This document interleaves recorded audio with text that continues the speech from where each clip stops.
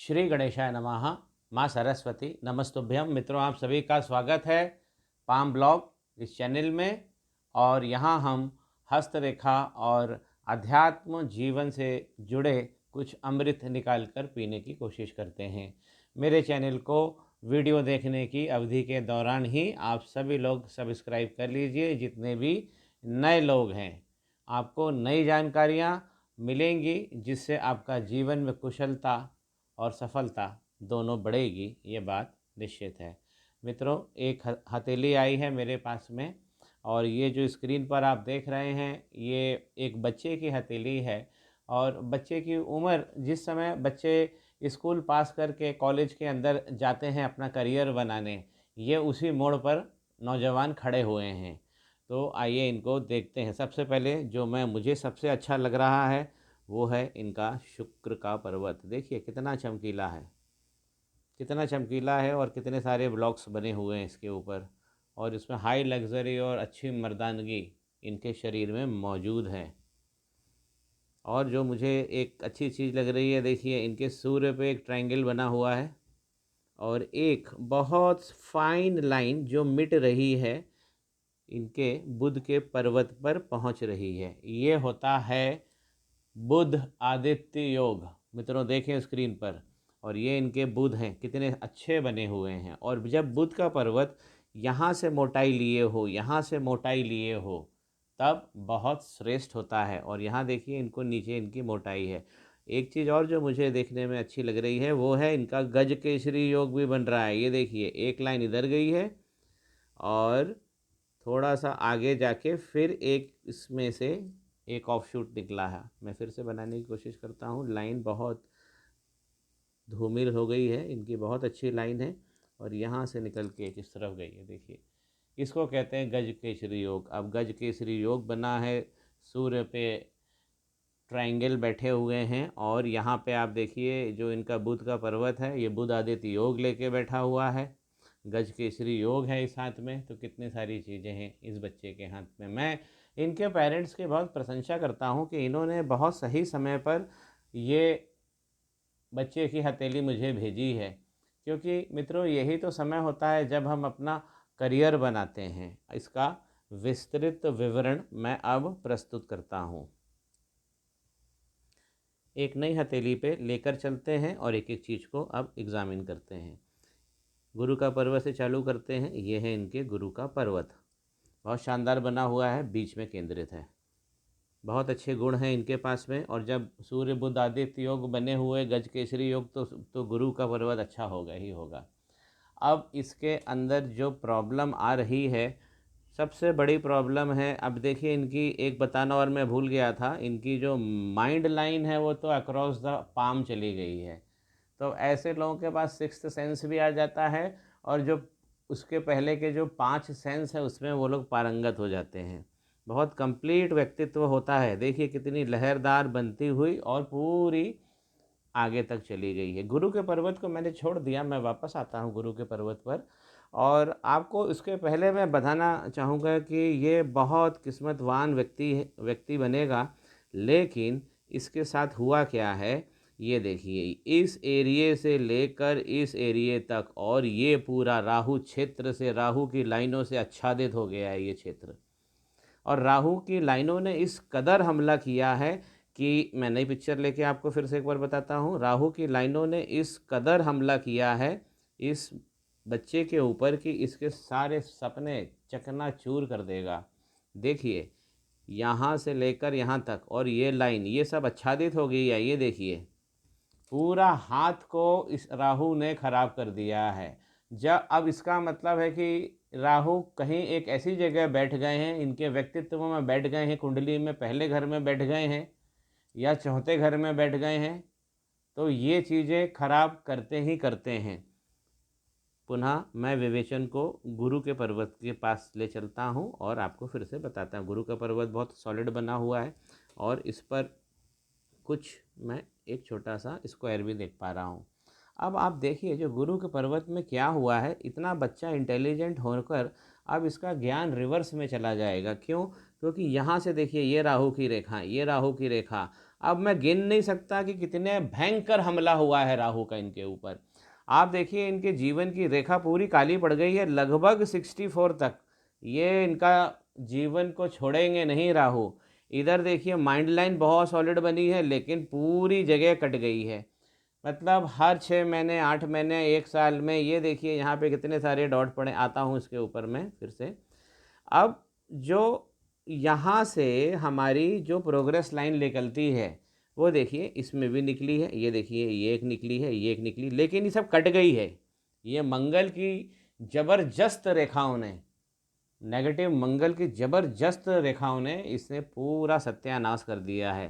तो जो ज्ञान इनके पास में होगा वो बहुत मुश्किल हो जाएगा उसको चलाना, क्योंकि ज्ञान की रेखा और प्रोग्रेस की रेखा कट गई है। ये होती है प्रोग्रेस की रेखा और ये मंगल की रेखाओं ने काट दिया है पूरा।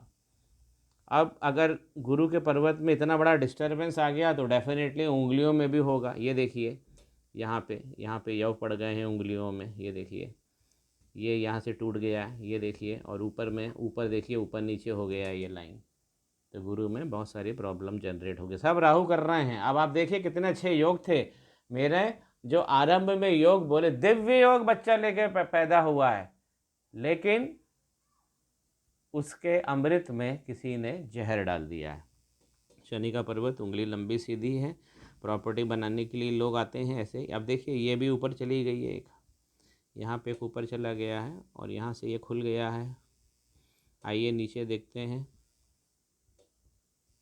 बेस लाइन देखिए, बेस लाइन यहाँ पे मुझे यव दिख रहा है। ये लाइन सिंगल होनी चाहिए बिल्कुल, यहाँ पे यव वगैरह नहीं होना चाहिए। तो शनि पर्वत पे भी डिस्टर्बेंस हो गया है। अब शनि पर्वत का जो डिस्टर्बेंस हुआ है, अब देखिए शनि का पर्वत कितना अच्छा है, उठा हुआ है। तो एक है कि व्यक्ति को मेहनत तो नहीं करनी है जीवन में, लेकिन राहु करवाएंगे। अभी आप देखिए शनि का पर्वत बहुत अच्छा बना है, लेकिन ये लाइन तो गायब हो गई। जो मेन इनका लाइन था, ये तो आईएएस और गज केसरी शनि के पर्वत प्रॉपर्टी बनेगी, यहाँ पे ज्ञान बनेगा, और यहाँ गज केसरी योग सत्यानाश हो गया है। यहाँ पे पूरा सत्यानाश हो गया है नीचे तक। और ये वाली लाइन जो इनकी लक की लाइन है, पूरी तरह से देखिए, पूरी तरह से इसने अपना आकार छोड़ दिया है। अब जब जैसे जैसे इनकी उम्र बढ़ेगी, मैं चंद्र का पर्वत ले लेता हूँ पहले। अब चंद्र के पर्वत पे देखिए, यहाँ पे कोने में आप देखेंगे ये कितने अच्छे ब्लॉक्स बने हुए हैं। एक ट्रायंगल बना हुआ है, ऐसा ट्रायंगल बना हुआ है, और फिर यहाँ पे भी आप देखेंगे ब्लॉक्स बने हुए हैं, ये ट्रायंगल बना हुआ है।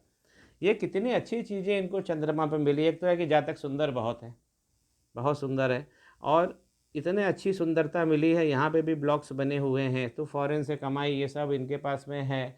लेकिन जो पीढ़ा इन्हें मिली है वो मैं बताना चाहता हूँ, चंद्र पर्वत से निकली हुई इनकी लक की लाइन है, और ये अच्छी चलेगी चलेगी। और जब ये 25-26 के हो जाएंगे, 25-26 से अब इनकी लाइन में, और ये जितनी लाइन में बनाई है ये भी कुछ टूटी फूटी ही है, ये इनकी लक लाइन है। और 26 के आसपास क्या होगा कि यहाँ पे एक यव पड़ गया। ये यव बहुत बड़ा स्पष्ट नज़र आ रहा है, देखिए, और ये जाएगा 35 साल तक।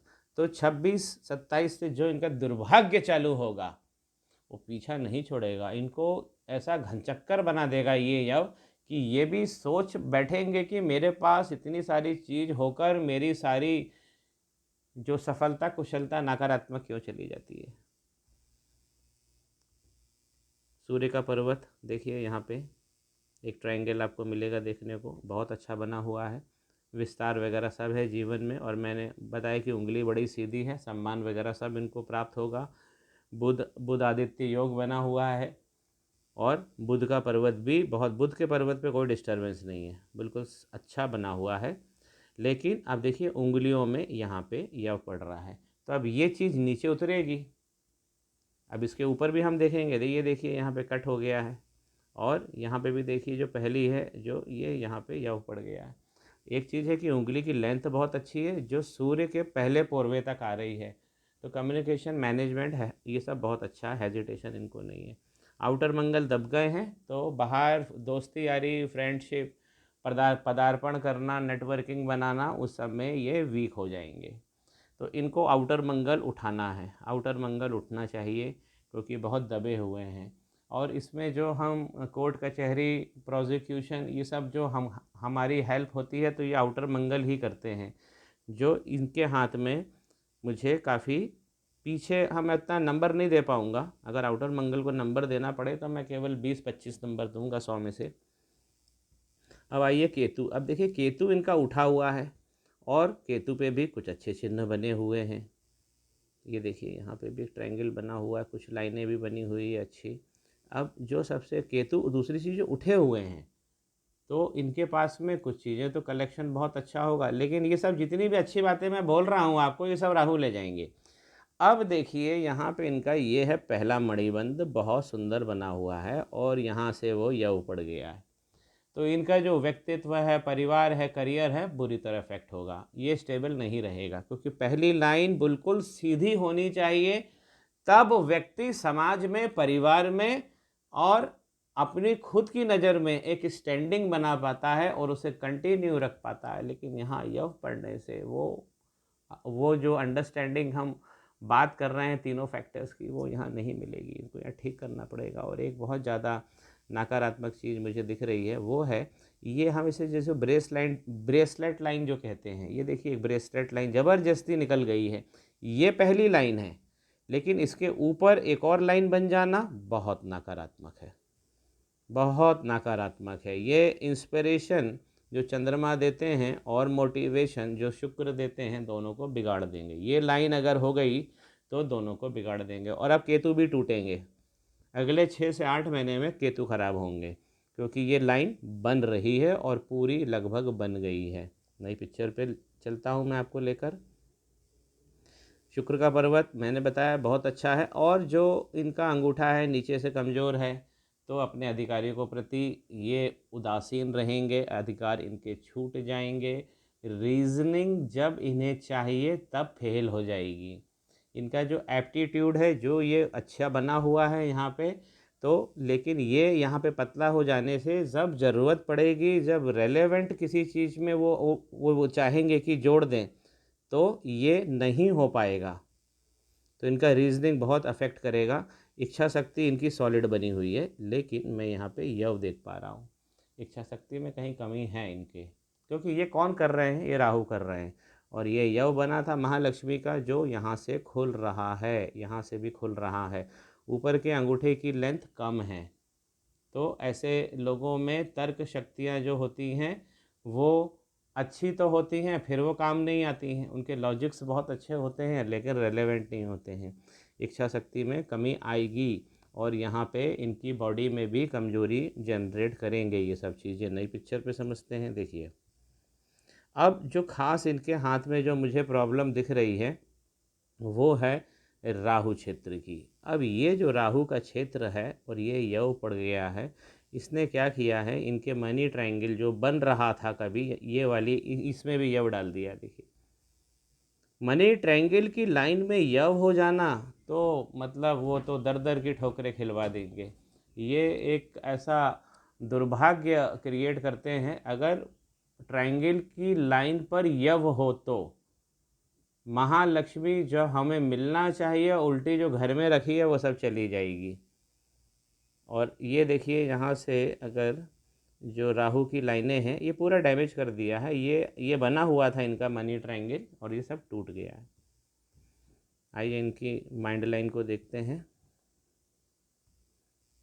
ये मिलेगी हमें माइंड लाइन। देखिए यहाँ पे ये जो सब काला पड़ गया है, ये पूरा काला पड़ गया है यहाँ तक। और ये जगह जगह जगह जगह ये सब डॉट्स जो आ रहे हैं, इन सब का भुगतान करना पड़ेगा। लगभग 49, यहाँ से अगर हम एक परपेंडिकुलर गिराएं तो ये 49 होती, मुझे माफ़ कीजिए, यहाँ पे वो 63 एज हम करते हैं, यहाँ से परपेंडिकुलर गिरा लें तो 49, और यहाँ से कर लें तो 21 साल। अब 21 साल के आसपास अगर हम जाके देखते हैं तो हमें बहुत सारा डिस्टर्बेंस है, और अभी भी है, उसके पहले भी है, उसके पहले भी है। और इनका जो संघर्ष चलेगा ये लगभग 63 अभी लग रहा है, क्योंकि इसके बाद फिर कोई लाइन नहीं है जो डिस्टर्ब कर रही है। तो फिर वो 63 तक इनको कठिन परिस्थितियों का सामना करना पड़ेगा, अगर ये कोई उपाय नहीं करते हैं। अब आते हैं इनकी हार्ट लाइन पर। तो हार्ट लाइन तो मुझे ठीक दिख रही है, लेकिन यहाँ पे एक मछली से स्टार्ट हो रही है वो, और अब यहाँ पे खराबी चालू हो रही है। ये जो काला काला ये जो डॉट है, ये कालापन है, ये पूरी देखिए हार्ट लाइन पर है, हार्ट लाइन ऊपर नीचे भी हो गई है आगे जाके। क्यों हो रहा है? क्योंकि ये राहु की लाइन इसमें घुस रही है, और एक चीज़ उल्लेखनीय है कि राहु की लाइन घुस के यहीं ख़त्म हो जा रही है। अगर कोई राहु की लाइन निकल कर किसी पर्वत पे चले जाए तो फिर वो राहु उसको शक्तिशाली कर देते हैं, लेकिन यहाँ से कोई लाइन ऐसी नहीं है जो इन पर्वतों पर जा रही है। ये सब हार्ट लाइन में जाके ख़त्म हो जा रही है। कठिन जीवन हो जाएगा इनका, जीवन इनका बहुत कठिन है। और सारी चीज़ें लेने के बाद भी इतनी दिव्य शक्ति इनके हाथ में। और आप ये देखिए राहु ने यहाँ पे क्या किया, क्या डैमेज किया है। केतु अभी टूटा नहीं है, लेकिन अब टूटेगा। शनि का पर्वत अच्छा है, लेकिन इसके ऊपर एक भी सीधी या दो सीधी लाइन नहीं बनी है। जब एक भी लाइन शनि पर्वत पे नहीं बनती है माफ़ कीजिए, तब महालक्ष्मी का हमको दारुण दुख मिलता है। हर हालत में एक लाइन, सीधी लाइन होना ही चाहिए शनि के पर्वत पर, जो इस बालक की नहीं है। मैं इन नौजवान से मैं इनको दो उपाय दूंगा, और मैं इनसे चाहूँगा कि इसको रिलीजियस रेगुलर बेसिस पर ये करें, और इन्होंने किया तो ही ये जीवन की ऊंचाइयां पा पाएंगे जो इनके हाथ में लिखी है। जीवन की रेखा पे भी थोड़ा सा उल्लेख कर दूं, पूरी काली पड़ी हुई है देखिए। और ये जितनी कटेंगे, अब इससे गिने क्या अपन, ये तो हर 6 महीने और हर 1 महीने में दुख है इनको। और अभी भी इनके शरीर में, क्योंकि राहु छोड़ते नहीं हैं, राहु ऐसा नहीं कि बाहर की तरफ से परेशान करेंगे, राहु अंदर से भी परेशान करते हैं। तो इनकी बॉडी में डिज़ॉर्डर और डेफिशिएंसी कहीं ना कहीं बहुत सारी होगी। अब मैं आपको इनकी लाइफ लाइन पे एक डायग्राम बनाता हूँ। हम सबसे ऊंचा भाग लेते हैं, यहाँ पे जहाँ एक पॉइंट लेते हैं, यहाँ पे एक पॉइंट लेते हैं, इन दोनों को जोड़ देते हैं और एक बाइसेक्टर बना लेते हैं। तो ये यहाँ पे 49, यहाँ पे 63 और यहाँ पे 35। तो यहाँ तो कहीं कुछ आराम नहीं है, सब जगह पूरी लाइन काली पड़ गई है। लाइनों में डॉट डॉट हो गए हैं और आइलैंड्स हो गए हैं। ये मोटापन हो गया, सफ़ेद दाग हो गए हैं इसके अंदर। और ये जो खतरनाक जो राहु की पावर आप देख रहे हैं, बहुत ज़बरदस्त पावर दिया है राहु ने, नेगेटिव पावर। देखिए मित्रों, ये होता है राहु का पावर, ये होता है राहु का पावर। खतरनाक होता है ये तीनों लाइनों को काट दिया है और गुरु की प्रोग्रेस लाइन को बर्बाद कर दिया है। जबकि इस हाथ में सब कुछ बहुत अच्छा है। भगवान कृष्ण जब कालिया से लड़े, तो कालिया कौन थे? कालिया भी राहु थे। तो जब भगवान कृष्ण उनसे लड़े, कालिया के रूप में राहु प्रस्तुत हुए उनके सामने। अब भगवान कृष्ण तो ज्योतिष से बहुत ऊपर है, तो भगवान कृष्ण ने उनको कालिया को अपनी भुजाओं में भरकर और उनको मार डाला, उनको तोड़ दिया बीच में से। लेकिन उसी समय कालिया ने एक प्रार्थना करी कि भगवान, आप तो सब जानते हैं, मैं आपका दास हूँ, सब आप जानते हैं। क्योंकि भगवान कृष्ण की भुजाओं में कोई युद्ध में अगर थोड़ी देर के लिए भी टिक जाता है, तो इसका मतलब होता है कि वह पराक्रम में श्रेष्ठ व्यक्ति है। क्योंकि कृष्ण की भुजाओं में कुछ भी चीज़ टिक नहीं पाती, वो टूट ही जाती। युद्ध क्षेत्र में भगवान की जो भुजाएं हैं, उसे हाथी के सूंड जैसा बोला गया है। एक बार जिसको लपेटते हैं तो उसको लपेट देते हैं। और मित्रों, यहाँ पे जब कालिया की हार हुई और भगवान कृष्ण जीते, तो यहाँ पे जो कालिया के रूप में राहु थे, उन्होंने भगवान से वरदान भी मांगा कि मैं भगवान आपका भक्त होना चाहता हूँ। इसीलिए राहु भगवान का एक नाम कृष्ण ध्वज पताकाय भी है, क्योंकि कृष्ण भगवान की पताका में राहु को स्थान दिया गया है। कृष्ण भगवान की जो पताका है, जो जीत बताती है, हमेशा विजय बताती है, जय और विजय का प्रतीक है, उस पताका में राहु की निशानी होती है और उन्हें कहा जाता है श्री कृष्ण ध्वज पताकाय नमः। ये राहु का नाम है। तो आप देखिए मित्रों कि वैसे तो मैं इन बच्चे के लिए सारी कामनाएं देना चाहता हूँ, लेकिन जो मुझे समस्याएं दिख रही हैं, मैं उनके पेरेंट्स को ये बता रहा हूँ, 2 उपाय दे रहा हूँ। इन दोनों के करते ही सारा जीवन इनका अच्छा होगा। जो योग बने हैं, जो लाइनें हम छोड़ चुके हैं, जो टूट चुकी हैं, जो जा चुका है और जो शायद मिलेगा नहीं हमें इतनी बड़ी विद्या, ये सब मैं इन्हें दे रहा हूँ और ऐसी कामना करता हूँ कि उपाय करेंगे और इन्हें लाभ मिलेगा। और जो बच्चे करियर बनाने के मोड़ पर खड़े हैं, वो जो वीडियो को देख रहे हैं, वो भी अपनी इस बात को समझें कि कहीं कोई हमारे पीछे से तो हमें हमला नहीं कर रहा है। अपनी हथेलियों में देखें। श्री गणेशाय नमः। माँ सरस्वती नमस्तुभ्यम। बने रहिए।